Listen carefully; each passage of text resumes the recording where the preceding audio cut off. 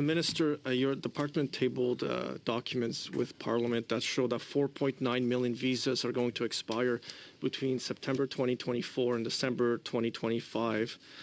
How will we know how many of those actually wind up leaving? As you noted, MP Kamich, when people come here, in many of their visa documents, they undertake to leave. As part of the levels plan, there will be some visas that are temporary in nature that will not be renewed, and those people, when they undertook to come here, will be expected to leave, and that is simply a fact. We'll have to monitor that carefully. There are many measures within our department to monitor these things, but it's one that, given the volume in question, it's something that we'll have to be very careful in supervising. 1 second, Mr. Coach, I stop the work. Let him finish, and you can ask. Would appreciate that. Okay, so I'll go to Minister. You have finished your remarks. Okay, Honourable Member Kamich, please. Mr. I wasn't asking about whether they will leave or not. I'm asking you how will you ensure that a person whose visa has expired will leave? We know that just on study permits, there are 766,000 expiring by the end of December 2025. How will your department ensure that at the end of those study permit periods, those persons will leave? Again, there are many ways that people leave the country, Tom. The vast majority leave voluntarily, and that's what's expected. So explain those ways. How will you ensure it?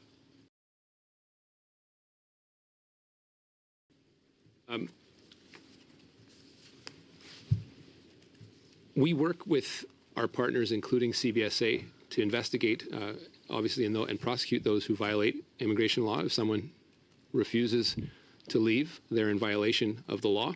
And CBSA, after due process, has the legal obligation to remove people. Again, this isn't something that is taken lightly, but in the vast majority of cases, those people that have come here temporarily and do not have the right to stay, in fact, leave. So then my next question will be, your plan calls for a cap on international students, 485,000 2024, 437,000 2025. There's been adjustments to those. So obviously there's a discrepancy between the two. So how many do you project will leave the country then at the end of December 2025? All 766,000?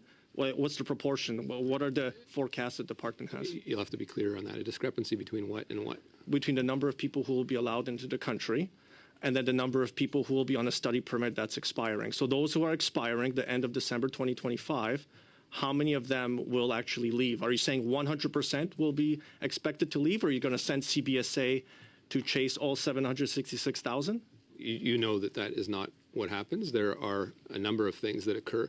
Some people actually get renewals. Some people get postgraduate work permits and stay a longer period. And we do work with CBSA to monitor these things. And when Statistics Canada reports on these, they take into account a whole variety of factors in estimating how many people are here and how many people have left. So at the end of this year, 2024, how many international students do you expect to leave, and how many have left so far when their study permits expired? How many have left as so far? Of November today? We don't have October that number. 1st. Can you provide those to the committee? I don't know. We could look into it.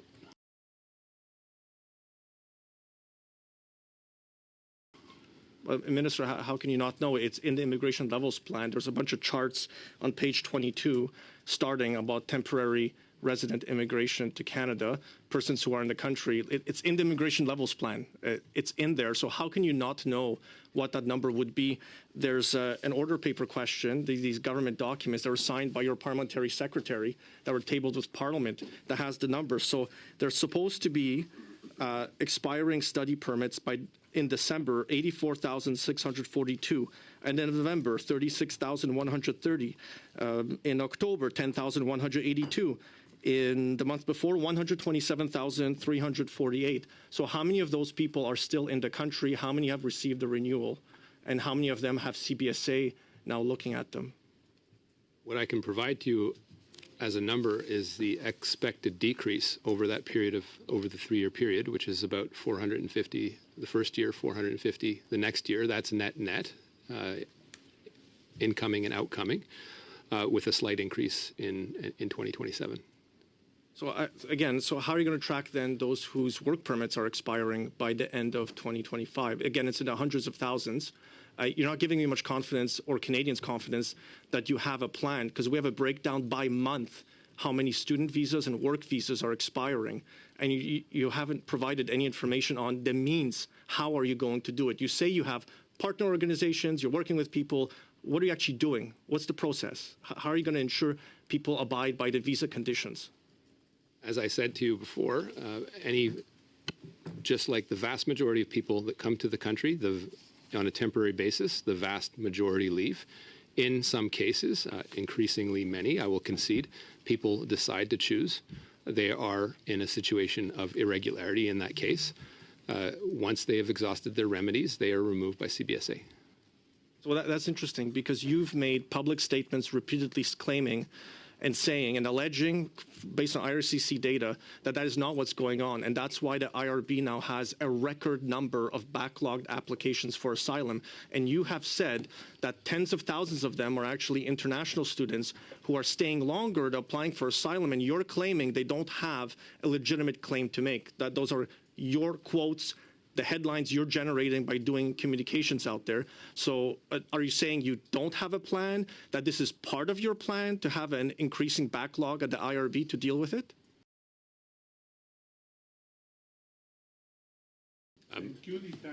Minister, you please respond.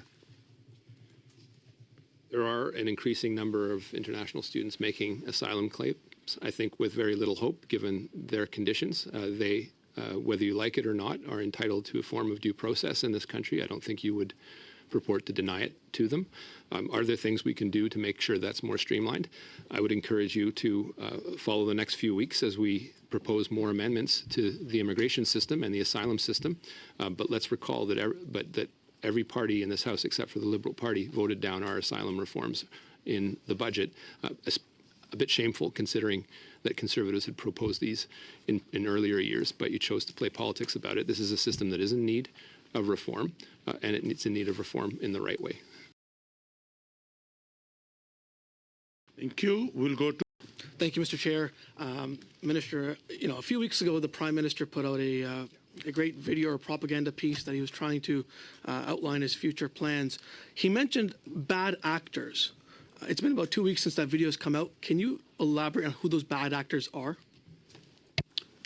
There are, as you know, because you are familiar with some of them, MP Khanna, immigration consultants that do not act properly and are giving false advice to people in the false hope of being able to stay here. There are institutions, for example, that are relying on international students and not providing the proper education and making false promises about their prospective employment. There are, in the labor market impact assessment world that I know you're familiar with, there's a lot of money exchanging hands where labor market impact assessment shouldn't cost anything. So there's lots of people that are responsible here. It isn't simply about people that have committed fraud. It's about the ecosystem as well that's been created, which has been an incentive and it may be a $31 billion industry when it comes to international students, but chasing short-term gain with a lot of long-term pain. And I mentioned that earlier with respect to the cost of what asylum seekers would cost coming out of an international student system that was supposed to breed excellence and not asylum claims. Okay, and are you missing anyone else off that list? I know it's been a while, but anyone else you're missing that you think this should be considered a bad actor? I know you have your view on it, so why don't you share it? Well, it's a simple question. Since 2015, who was in charge of the federal government that increased temporary foreign worker permits by 154%? I want to say that the federal government has responsibility here. It is a much broader analysis than simply putting it on the shoulders of one institution, but it is important for the federal government. maybe I can finish my thought. It is important for the government to acknowledge that we could have gotten things right in many measures. There is a conundrum that comes with any immigration program, and one of those is the impact that this has had, these immigration plans, pretty much regardless of category, on making the labor force younger, on increasing the GDP of this country, extremely important coming out of COVID, with structural challenges in the supply chain. There are some people who here temporarily that made sure that we didn't get through, that we got through a recession, and that's important to note. The economy has been fueled by immigration, but again, it is not an unlimited supply, and any responsible government, like the federal government, has to make sure that it is managing and controlling a system in the volumes that are acceptable to Canada. So who was responsible for the 211% increase we saw when it came to international students since 2015? Who was the government in charge that signed off on that?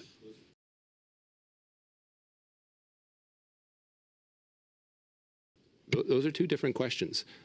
We are responsible for putting together an international student program that institutions leveraged and abused to some extent in the volume of people that they brought in. Let me also say this, and you know this, the federal government is the only one that doesn't make any money directly from this. The provincial government, Ontario, for example, makes about $1,000 a head on every international student and has abused this system in bringing in people to study at institutions, some very reputable, some that are the pride of this country, but some that pretty much didn't exist. And so that's something we've had to rein in. You can just speak yourself to Mayor Brown about what he's living through in Brampton, and I think you would know exactly who I'm talking about. Minister, it looks like you're passing the buck and you're blaming other bad actors, but the population growth we saw of 300%, the highest it's ever been since 1950s, is a federal responsibility. You are the one that is signing off on these approvals. It is your government that is responsible for this, but it looks like to me that you're just literally pointing fingers at everyone else but yourself and your predecessors in Canada. Do you not think it's right for you to take some responsibility for these actions that have taken place? Do you not? Shouldn't you go put Mark or Sean Fraser on the list as well of some of those bad actors that have been a part of the problem? Sean Fraser is one of the guys who counseled me to do this, and we all bear our. So after creating the problem, there's lots of responsibility to go around, Arpan, and I think you'll know that. Immigration is a shared responsibility. Provinces, institutions of various descriptions come to us and ask us for different programs.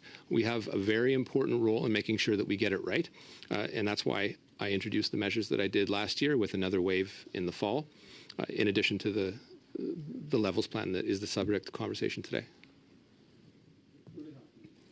Minister, how many permanent residents do you expect in the next 3 years? I expect what's in the levels plan. So 395,000 next year, a reduction of 105,000, 380 the next, and the year after that, 365,000. And how many temporary resident permits do you expect to issue in those 3 years? You can look in the levels plan for that. I'm asking you, Minister. It's in the levels plan. I'm asking you for those numbers, Minister. Look in the levels plan. Do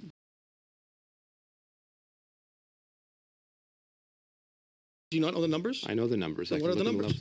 How much time do we have? Lots of time, Minister. Lots of time. What's the numbers? You're not the chair, Larpan. 2 minutes, Minister. We still have 2 minutes to the round. We'll look in the levels plan. Harpreet, if you have that, feel free to share, or we can actually table those. I can. It's okay. Just give me the answer. It's okay.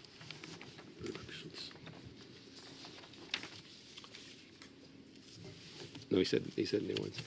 So the target for 2025 is 673,650. For 2026, 516,600, and in 2027, 543,000 permits.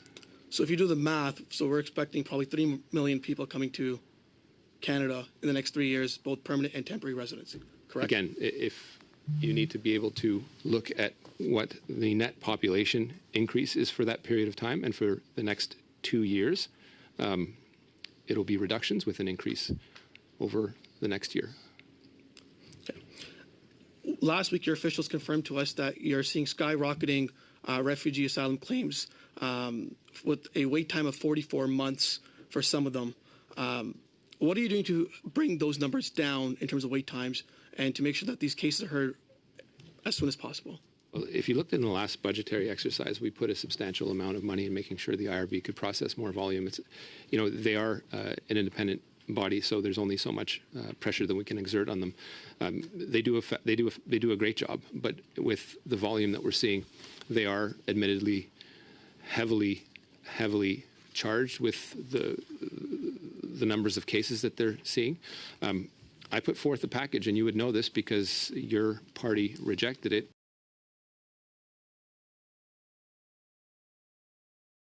In the last budgetary exercise to reform the asylum system, but you all sat there and smiled and shot it down with the BLEC and the NDP. So I plan to put forward more measures. I want to reform the system. It's not working in the way it should.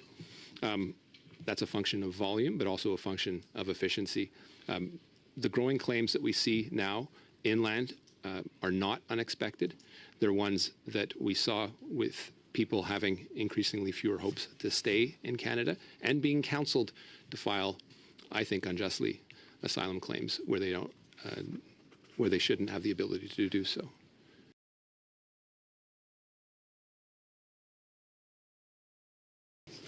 Thank you, Mr. Chair, and thank you to the officials. So you're requesting $1.2 billion of extra money in this update, and of course this is for an immigration system described by your very government as a mess. Out of the $1.2 billion, $1.1 billion is for asylum seekers, people that have crossed our broken and weak border. And I want to understand exactly what benefits asylum seekers get. So if an asylum claimant arrives at the Montreal airport, will IRCC pay them for a hotel? Deputy Minister. So, Chair, the way the asylum system works is that as soon as there is a claim on asylum, it is assessed by CBSA or IRCC, depending upon where the claim is, and accordingly established as basis of claim. So the hotel is covered then? Is that what you're saying? Once the claim has been applied, once they've applied? So if there is in Montreal, I'm just giving you a full answer about this. If there is in Quebec, there is a possibility that Prada will probably house up to 1,150, and if there is an overflow, we will house them in the hotel. Do they receive a food allowance? I think Sri Young, if you can. Yeah, thank you. So it is not an automatic allowance that asylum claimants would get just because you are an asylum claimant. There is the right to claim asylum, and then they would have to identify whether or not they need shelter. And as part of that, if they end up in an IRCC hotel, then there would be food as part of being at the hotel.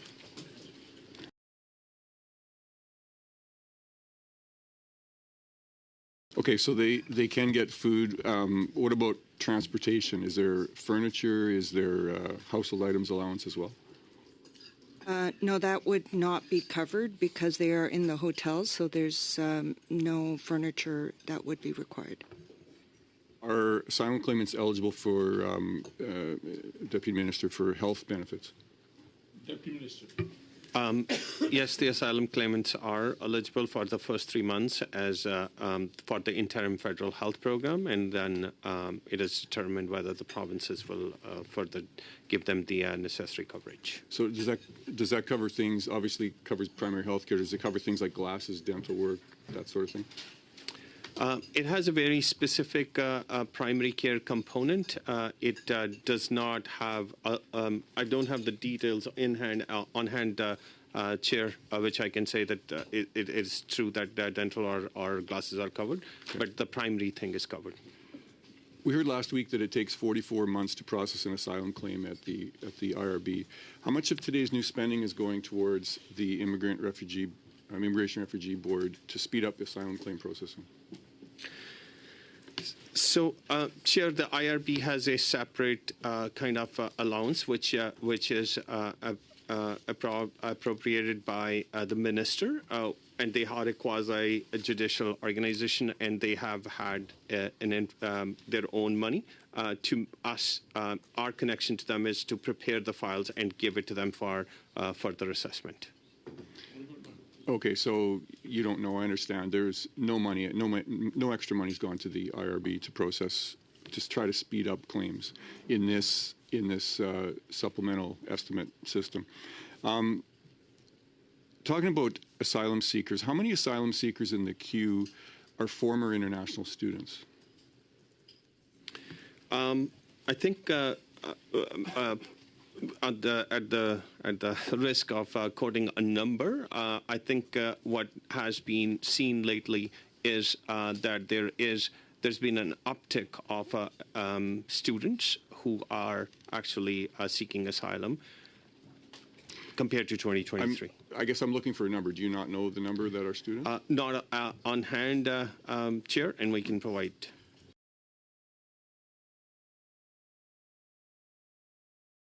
So you wouldn't know how many arrived as international students or who were originally international students and became, you wouldn't know those numbers? We would actually know that we would know how many have arrived, and the actual point is that if we count who have actually exhausted their postgraduate work permit and then have applied, or the ones which have which are the students who have, without even completion of their study, they have applied. So we'll have to separate them out. So if you could provide this to the committee, how many arrived as international students? How many were originally international students but then transitioned to the postgraduate work program? And also how many transitioned to some other stream? So how many asylum claimants were students but transitioned to another stream? If you could do that within the next 2 weeks, that would be great. Thank you. And is it true that asylum claimants also get a work permit? Yes. Chair, that it is true that they get work permit. So does this policy incentivize people to claim asylum in order to be able to work in Canada legally? We actually have a policy where we allow the asylum claimant, while their asylum claim is being processed, that they are able to support themselves and integrate in the society, and that is why it is meant for that. It's not supposed to be a pull factor. Your department previously released asylum claims by designated learning institutions up to 2022, and the total was less than 5,000 for that year, and of course now we're seeing more than that every month. Can you table with this committee the updated numbers to that table, so asylum claimants by designated learning institution up to the end of October 2024? The students? Mm-hmm. Okay, we will actually go back and try to get that information. And just to be clear, I'm referring to a report that you published a couple of years ago. It was that's the information it had, and I would just like it to be updated. And if you could provide that within the next 2 weeks, that would be great. 15 seconds. Thank you. With that.